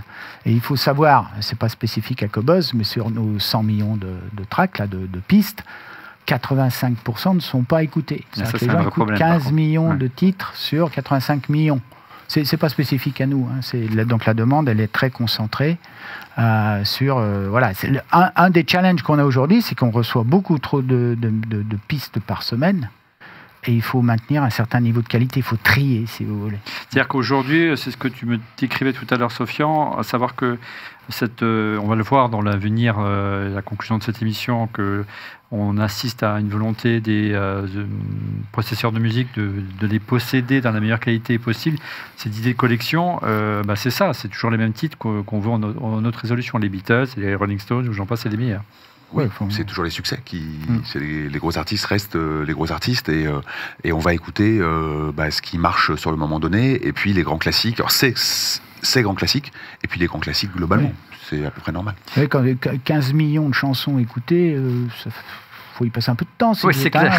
C'est un beau choix déjà. C'est pas mal, non? Je ne sais pas si c'est suffisant dans une vie. Des artistes, parlons-en, les plateformes de streaming ont été pas mal décriées ces dernières années parce qu'elles ne supportaient pas justement assez, ne reversaient pas assez aux artistes. On en parle dans un instant. Regardez cette réaction de François Q13 qui nous dit évidemment on pourrait dire plus de rémunération pour les artistes, mais c'est probablement pas aussi évident pour maintenir des prix corrects et ne pas favoriser à nouveau le piratage, sachant que Apple Music est moins cher que ses concurrents et rémunère déjà plus. Alors là-dessus... Le plus, je sais pas. C'est relatif. Non, mais parce qu'il y a une étude qui est sortie par une société qui s'appelle Duety, qui a publié une étude justement sur les taux de rémunération et Apple... Je crois qu'Apple ressortait un peu devant avec Amazon et Spotify était loin derrière. Je crois qu'on était... c'est Amazon d'ailleurs qui a été classé numéro 1 à 8,8 $ par stream. Il faut savoir que les acteurs comme nous, soit Apple, Spotify, on ne rémunère pas les artistes directement. On collecte de l'argent auprès du consommateur final. Il y a un pot qui fait 100%. On en donne 70% aux maisons de disques et aux sociétés de collection de droits, la SACEM en France. D'accord ? Et ces gens-là répartissent aux artistes et aux ayants droit. Comment ils répartissent ? C'est le nombre de streams par rapport au pot de revenus. On divise, et c'est la part de marché finalement des labels. Et après, eux, on ne compte pas les contrats, c'est les contrats des artistes. Voilà. Donc nous, notre contribution, c'est d'amener l'argent en amont, mais il faut savoir qu'il nous en reste moins de 30%. Donc après, la rémunération à tête... Bon, mais toujours, quand on fait le calcul rémunération, c'est-à-dire on prend le revenu global divisé par le nombre de streams, je vous disais, là, je crois que c'est Amazon de tête qui était à 8,8, vous aviez Apple un peu derrière, Spotify très loin derrière à 3 $. Nous avons publié une étude, nous, que nous avons faite en interne, validée par un cabinet d'audit international de premier plan, où il atteste que l'on rémunère à 18 €, c'est-à-dire 19 $, c'est-à-dire plus de 2 fois Amazon, 5 à 6 fois Spotify. Ce n'est pas Qobuz qui le dit, c'est un cabinet d'audit international qui l'a validé. Donc il n'y a pas photo sur ce sujet, nous sommes largement devant tous ces acteurs qu'on vient de citer. Ça reste, alors après on peut discuter, c'est encore insuffisant, etc. Mais je vous ai décrit la mécanique. Le pot de 100, ça en fait prendre 70, et après il faut rémunérer en fonction des streams. Et reverser à Apple 30%. Et après, nous, on doit reverser à Apple 30%. Vous voyez le schéma. Donc, voilà. Enfin, malgré ça, on est largement 19 $. Nous, on va le publier en euros parce qu'on est en Europe. Et Amazon, je crois, de tête est à 8,8 et Spotify à 3. Sofian. Oui, c'est un vieux. Moi, depuis que j'écris sur le streaming, j'écis sur la rémunération des artistes. C'est particulier. On n'est pas rémunéré au nombre d'écoutes, en fait. C'est le mode de rémunération ne reflète pas le nombre d'écoutes. On valorise plutôt les gros artistes. C'est le nœud de naissance du streaming. C'est-à-dire que quand Deezer et Spotify, à peu près en même temps, ont négocié avec les majors, d'ailleurs, et pas avec les groupements d'indépendants qui n'existaient pas beaucoup à l'époque. Donc tout a été dealé avec les 3 majors qui avaient beaucoup plus de poids que les plateformes à l'époque. Donc elles ont imposé le modèle qu'elles souhaitaient, qui leur paraissait le plus correct. et la part de marché, c'est ce qu'elles connaissent le mieux. Et donc, on a créé un modèle déjà qui date de 2007, 2009, etc., sans en plus prendre en compte la diversité de la musique. Et on a fabriqué un modèle qui est uniquement basé sur le volume de stream, donc la part de marché de stream. Donc c'est un modèle qui marche très bien pour des artistes qui sont très visibles, soit très visibles tout court, soit très visibles dans une niche, et ça marche pas du tout pour des artistes qui sont dans le ventre mou.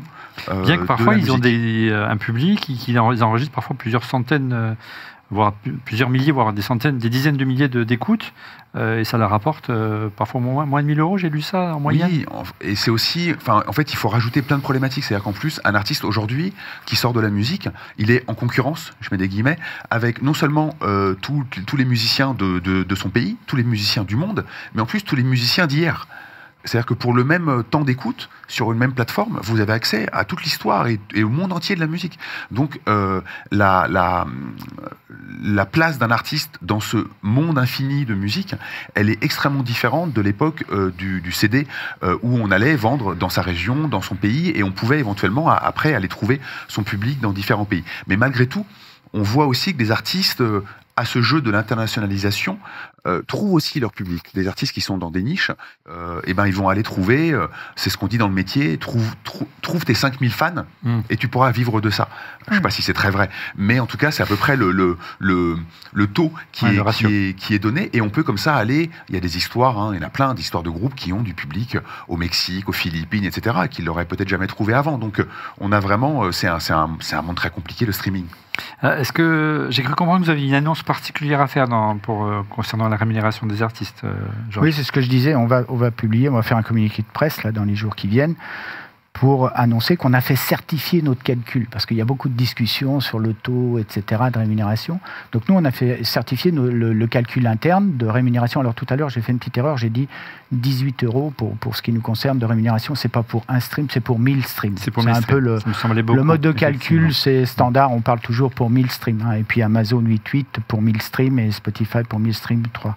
Donc on est les seuls à date, on va être les seuls à date à avoir fait certifier ce calcul. Parce que tout le monde dit, conteste les chiffres, mais au moins déjà sur ce critère.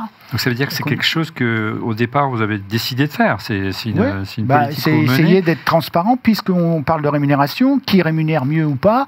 Demandons à un acteur externe de valider le calcul, que tout le monde fasse pareil, et puis on verra où on en est, parce que l'étude de Duetti là, qui est sortie a été contestée. Dès qu'il y a des chiffres qui sortent, tout le monde conteste, etc. Faisons valider déjà le calcul tel qu'il est, avec le système actuel, qui est peut-être pas le meilleur des systèmes, mais c'est le système actuel. L'objectif, c'est quoi? C'est justement d'attirer plus de talents, d'avoir des exclusivités. C'est aussi un ça fait partie des valeurs, c'est de dire dans ce monde, alors regardez, nous, on rémunère. Alors, dans le contexte actuel, c'est nous qui rémunérons le mieux les artistes. C'est peut-être pas suffisant, mais en tout cas, on fait déjà un travail qui est à peu près correct par rapport à ce contexte. Je ne dis pas que c'est l'idéal, je ne dis pas qu'on ne peut pas l'améliorer. Nous, si on trouve un modèle qui permet de l'améliorer de manière objective, on y collera pour sûr. On n'est pas bloqué sur le mode de fonctionnement actuel. Il y a eu, je crois, Sofian, une annonce il y a quelques mois de Spotify Universal dans ce domaine, en matière de reversement de droits.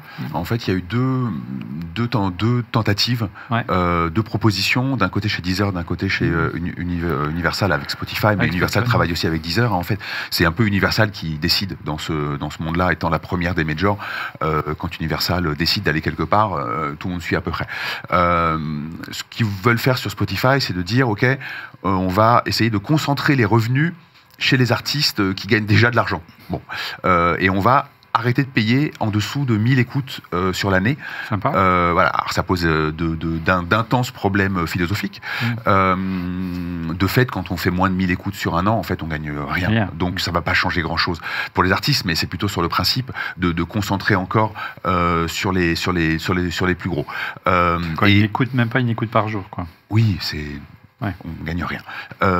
L'autre volonté à venir entre Spotify et Universal, c'est d'aller vers ce qu'on appelle la fan economy, c'est-à-dire d'aller créer, transformer les plateformes pour que les plateformes peuvent aussi valoriser, et aussi les maisons de disques, tout ce qui est merchandising, lien avec entre les fans et les artistes, et ça peut aller vers ce que vous faites aussi ici, des exclus en amont de la sortie d'un album, d'un single, d'un t-shirt, des goodies, tout est possible, des lives, etc. De l'autre côté, chez Deezer, c'est à mon avis plus intéressant, il y a eu tout un tas de changements pour valoriser ce qu'on appelle l'écoute active. C'est-à-dire, si vous allez faire une recherche dans la barre de recherche d'un artiste, d'une chanson, d'un album, ou aller écouter les playlists éditoriales, c'est-à-dire vraiment la musique choisie par les éditos chez Deezer, ces streams vont compter double. Donc vraiment l'écoute, et pareil si vous écoutez dans votre playlist personnelle de morceaux que vous avez choisi de mettre là, l'écoute va compter double. C'est-à-dire il faut valoriser l'idée de Deezer, c'est de valoriser cette écoute-là plutôt que l'écoute qu'on considère comme passive sur les playlists de mood pour faire la vaisselle, etc. Essayer de créer une sorte de cassure dans le mode de rémunération pour aller valoriser les artistes et encore une fois finalement ce lien entre le fan et l'artiste. C'est-à-dire qu'aujourd'hui, dans le monde actuel du streaming, du volume de stream, on a beaucoup plus intérêt à aller lancer des grands filets et aller ramasser tous les internautes et les auditeurs qui passent par là, même s'ils vont venir écouter une fois, c'est pas grave, ils seront passés par là, ça fait du stream, etc. Et demain, peut-être qu'il vaudra mieux aller pêcher à la ligne avec des liens précis, aller parler à sa communauté, aller s'adresser à sa communauté de fans, et ça sera beaucoup plus valorisé que juste faire du volume. C'est pas inintéressant. Du coup, on assiste à l'inverse, Georges Sofian, à une évolution aussi des artistes qui se structurent différemment qu'autrefois, qui deviennent de plus en plus des entrepreneurs, c'est-à-dire qui montent leur label, qui vont plus forcément taper aux portes des maisons de disques et qui créent, qui sont, je ne dirais pas auto-entrepreneurs, mais qui montent leur société de production, quoi. Oui, le problème de fond, c'est comment émerger, si vous voulez. Parce que c'est vrai qu'aujourd'hui, il y a une telle offre. Quand je vous disais qu'on reçoit, je crois qu'on reçoit 500 000 titres par semaine, etc. Et puis, vous voyez ce que c'est qu'un site, un écran, on ne peut pas mettre... je parlais de 100 millions de chansons, etc. Donc, même un artiste qui débute aujourd'hui, comment émerger dans tout ça? Or, jusqu'à maintenant, qui faisait le travail? C'était le rôle des maisons de disques et des labels. C'est ça leur boulot, c'est de sélectionner un artiste, quelqu'un qui est capable de faire éclore des talents, des fois attendre, faut le financer, plus des stars des fois qui restent dans des hôtels de luxe des années qui produisent rien. Vous vous rappelez du cas de Michel Polnareff c'était le bon qui a mis du temps, c'était le bon temps. Donc voilà, après c'est comment émerger dans tout ça. Donc c'est peut-être une nouvelle façon d'attaquer le marché, d'y aller en direct, oui, mais bon, jusqu'à maintenant il faut des ressources quand même, pour émerger. On parle du marché mondial, ça dépend ce que vous voulez exister où, etc., etc. Sofian, c'est une vraie tendance aujourd'hui, c'est les nouveaux talents qui émergent aujourd'hui de se lancer presque tout seul et après aller voir une maison de disques. C'est même une norme. C'est même pas une tendance, c'est une norme. Alors après, on dit tout seul, en fait, on dit les artistes deviennent entrepreneurs, mais en fait, c'est juste que les équipes se déplacent. C'est-à-dire là où avant, il fallait aller s'adresser à une maison de disques parce qu'il fallait tout simplement fabriquer des disques, les distribuer dans les magasins, c'était vraiment de la logistique. C'est compliqué. Voilà, il fallait aller parler aux radios, aux télévisions, aux magazines pour se faire connaître.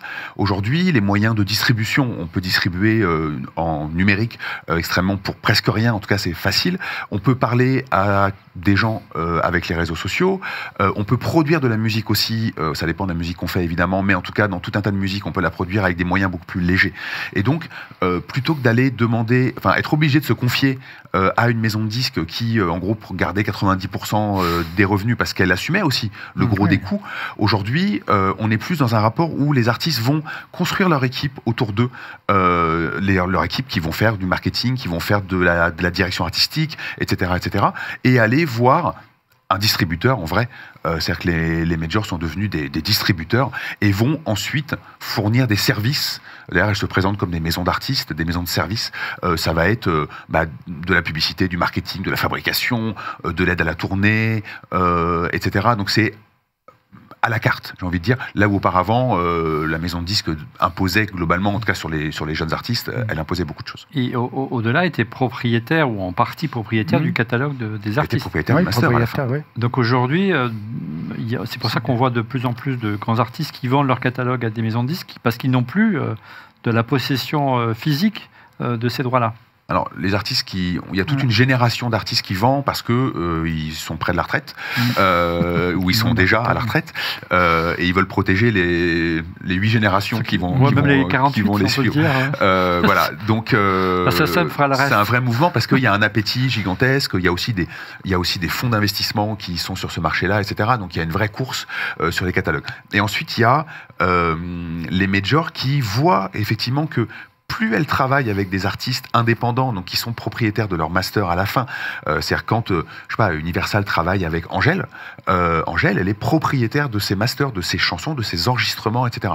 Et donc, à un moment ou un autre, Universal va vouloir racheter des catalogues, des masters d'artistes actuels pour assurer ses lendemains. Parce que, en fait, la valeur d'une maison de disques, au-delà des services qu'elle peut fournir, mais la valeur d'une maison de disques, ce sont ses masters.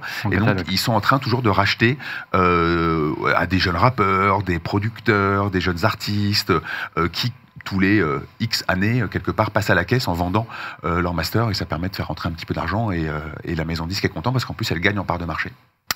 Passionnant. Je propose qu'on aborde le dernier chapitre de cette émission. On va se porter sur l'avenir et traiter et dessiner ensemble le futur du streaming et au-delà le futur de la musique. Alors la première bonne nouvelle, Georges, vous me disiez, et puis tu confirmeras, Sofiane, si tu as des chiffres également, que les projections, les études qui sont menées sur les usages du streaming au niveau mondial sont plutôt optimistes. Oui. C'est-à-dire que demain, le gâteau va de plus en plus gros, et ce qui veut dire qu'il y aura de plus en plus de place également pour des services premium comme Qobuz. Oui, le marché du streaming, le streaming tire le marché de la musique enregistrée depuis 2014-2015. Ça a vraiment relancé le marché après 15 années de baisse. Et là, si vous prenez des rapports qui font foi dans l'industrie, vous avez Music in the Air de Goldman Sachs, qui prévoit que d'ici 2030, eh bien, aujourd'hui, vous avez 667 millions, ça c'est l'IFPI qui le dit, de personnes qui utilisent du streaming, qui payent ou qui l'utilisent. On distingue parce que vous avez des abonnements famille, il y a des gens qui ne payent pas, mais il y a un abonné qui paye pour les autres. 660 millions, ça va doubler d'ici 2030.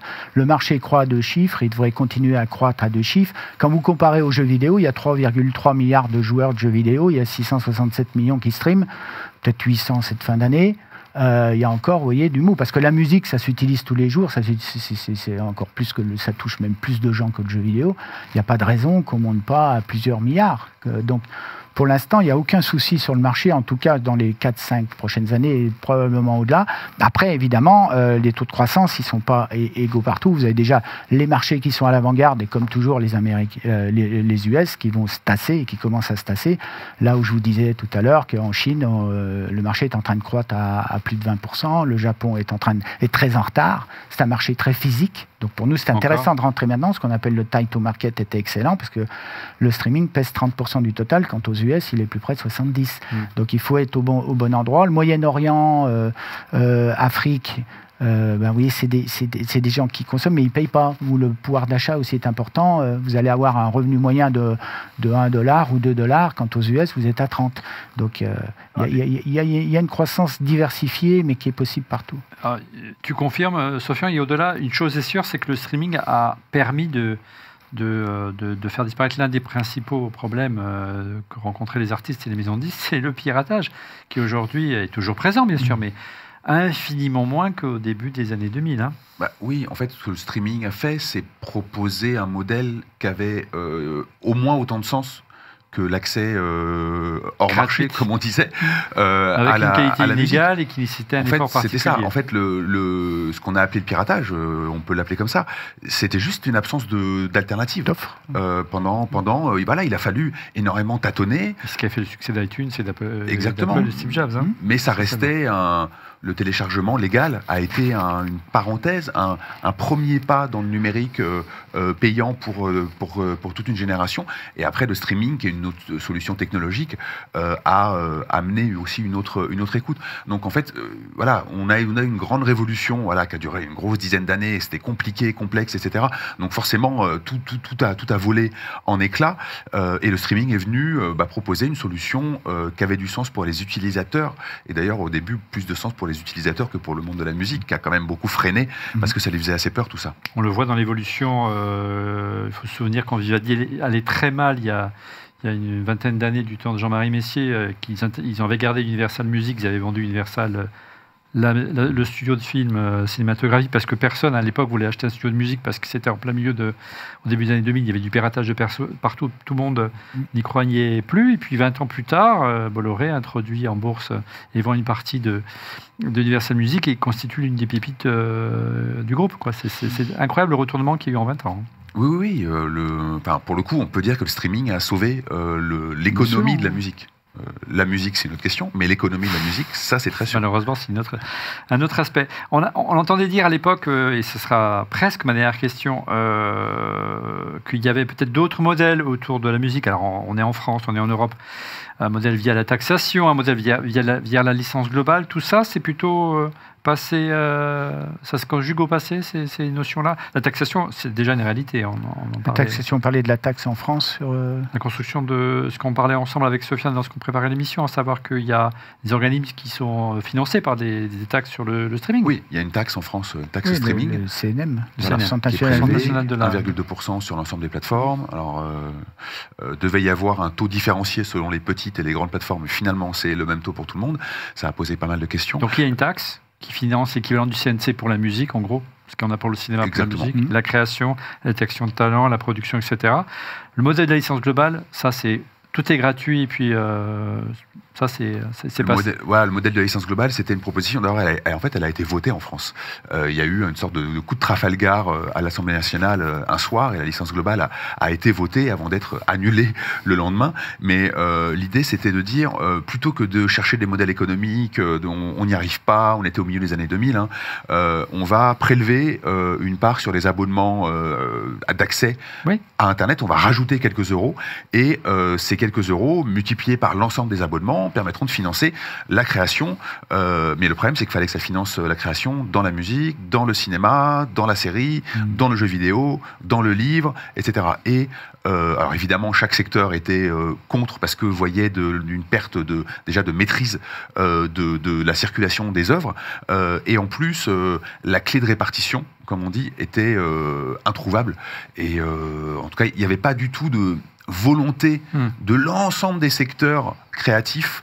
Donc c'était compliqué de faire quelque chose contre l'ensemble des secteurs créatifs. Donc c'est allé nulle part dans à peu près tous les pays. C'était une usine à gaz franco-française. Ça n'a jamais été discuté au niveau mondial. Oui, ça a été discuté dans plusieurs pays, mais c'était effectivement de la discussion d'universitaires. Mais la faisabilité, en fait, c'était très intéressant en termes... C'est une belle idée. Conceptuellement, oui, voilà. Mais la mise en application d'un truc pareil. Mais alors, au-delà du futur de la musique, on en parle quotidiennement aujourd'hui, c'est l'émergence de l'IA. Est-ce que l'IA dans la création musicale, dans la distribution de titres, dans le streaming, est-ce que c'est une bonne, c'est un risque? Comment vous voyez la chose? Peut-être commencer avec Georges et puis on finira avec Sofiane. Georges. C'est tout frais, parce qu'il y a encore 2 ans, on n'en parlait pas trop de l'IA. Maintenant, on en parle à tout bout de champ. Donc, c'est difficile de savoir exactement ce qui va se passer. Maintenant, qu'est-ce que c'est que la création musicale? C'est-à-dire, où est la limite entre un artiste et puis un appareil qui va créer une espèce de robot? Déjà, la musique électronique, dans le passé, on utilisait des appareils pour créer de la musique. Bon, c'était déjà un peu... Regardez le mauvais œil. Oui.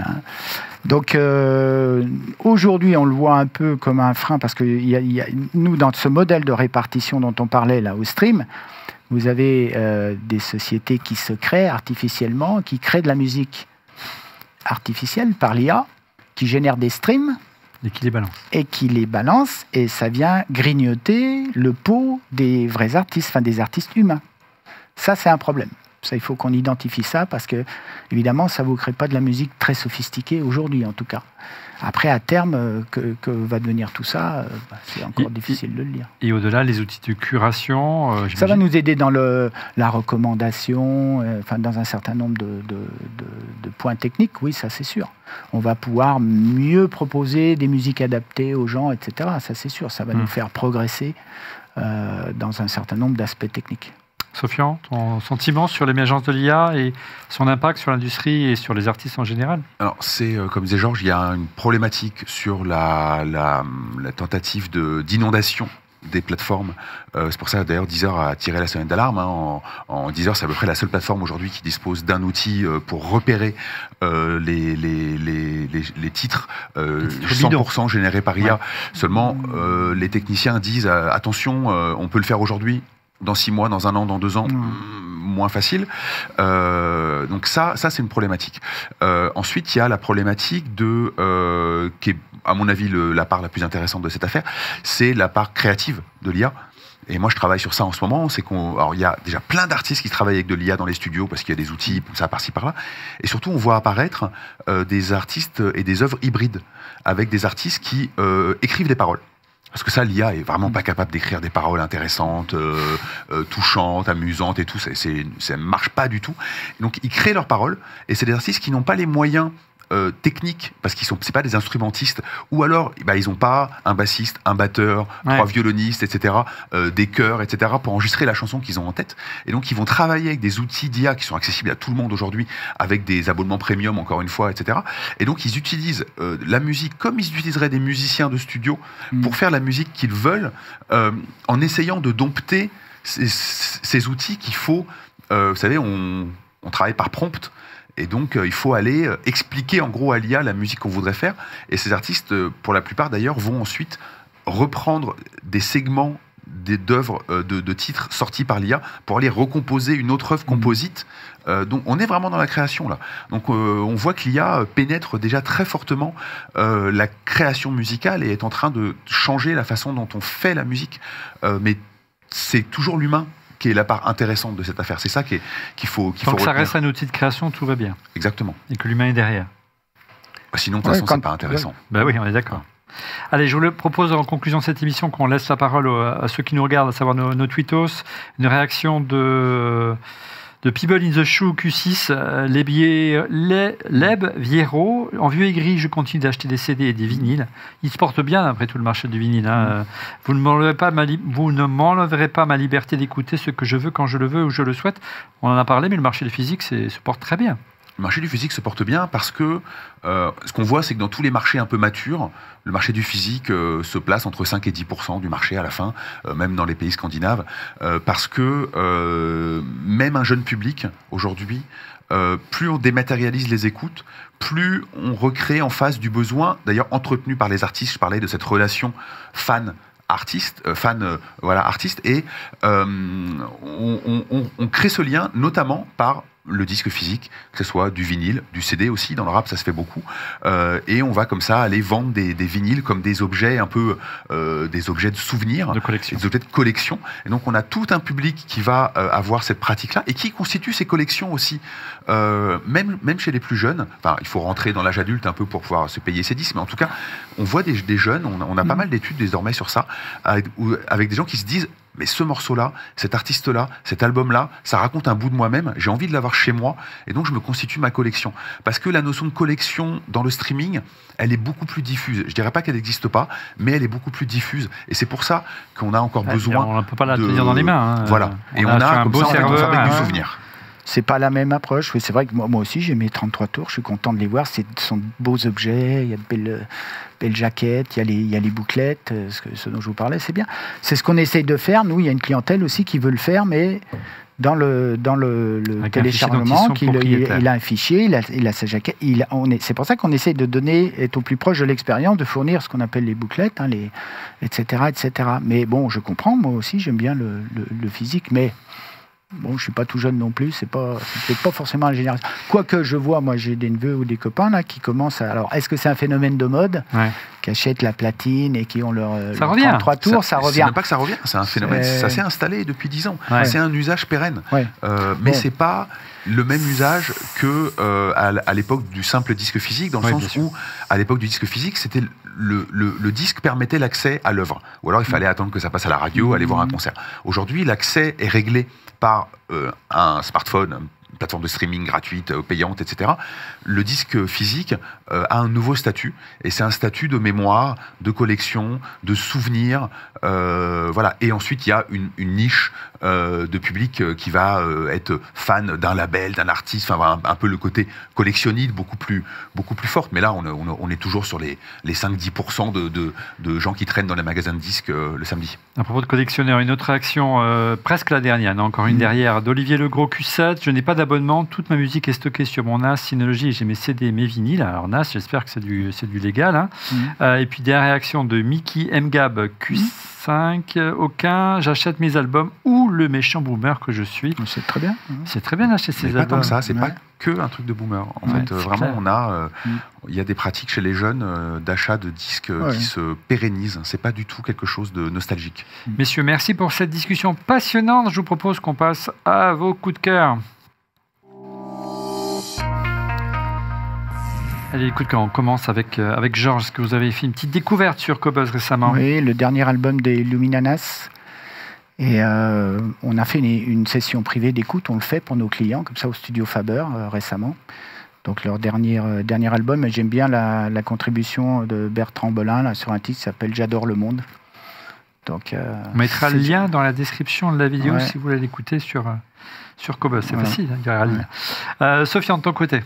Un morceau qui n'est pas sur Qobuz, parce qu'il est sur aucune plateforme de streaming malheureusement. C'est un morceau qui s'appelle Freedom Song, chanté par Roberta Flack, qui nous a quittés très récemment, donc j'ai réécouté ça. J'ai fait un petit article sur les jours dessus. L'histoire de ce morceau, c'est Roberta Flack qui part au Ghana avec des stars américaines de l'époque, Ike Turner, Wilson Pickett, pour un grand concert pour les 14 ans de l'indépendance du Ghana. Et elle visite aussi le grand fort d'où sont partis des millions d'esclaves africains vers les Amériques. Et elle chante a cappella dans le fort, Oh Freedom, qui a été renommé Freedom Song à l'occasion, et c'est somptueux, c'est capté par une équipe de télévision, parce qu'il y a un documentaire qui est filmé sur cette tournée américaine au Ghana, et ce morceau qui est somptueux, c'est un a cappella, c'est un des grands moments de Roberta Flack, il est sur le vinyle du documentaire, de ce concert, et il est nulle part depuis, parce que pour une raison mystérieuse, Roberta Flack n'a jamais même souhaité que ce morceau soit réédité dans une version CD. Il n'est pas dans sa collection, il est que sur cette version vinyle, et il est sur YouTube, parce que ça reste sur YouTube où il y a plus de choses, mais en version encodé par les fans à partir du disque vinyle, parce que ce morceau incroyable n'existe que là. Donc à découvrir ce vinyle, enfin la version sur YouTube. Le lien est dans la description de la vidéo. Mon côté, mon coup de cœur, c'est de l'autopromo. La saison de F1 a redémarré du côté... c'est l'autre émission qu'on produit à Electronics Production, s'appelle On refait la F1. Et on a le plaisir tous les lundis de vous animer désormais une autre émission en plus d'On refait le Mac. Donc n'hésitez pas à vous abonner. C'est une autre chaîne YouTube si vous êtes fan de tech et de F1 et de musique. N'hésitez pas à télécharger, écouter. On est en Apple Podcast, on est sur Spotify, on est sur Deezer pour les versions podcast. Et puis vous nous retrouvez également en audio, en vidéo, bien sûr, sur YouTube, sur la chaîne d'On refait la F1. Voilà, c'est la fin de cet épisode d'On refait le Mac. Merci infiniment de l'avoir suivi. Merci Sofiane, merci Georges pour cette discussion passionnante. Merci encore pour votre fidélité. Je vous donne rendez-vous la semaine prochaine pour un nouvel épisode d'On refait le Mac. Vous en avez l'habitude, c'est tous les vendredis. Vers 18h en général, et pour être prévenu en temps réel de la mise en ligne de l'émission, je vous invite bien sûr à vous abonner à notre chaîne YouTube, c'est important, en cliquant sur le petit bouton pour exciter l'algorithme, et n'oubliez pas de cliquer également sur le petit pouce, ça fait toujours plaisir. Merci à vous et à la semaine prochaine. Salut.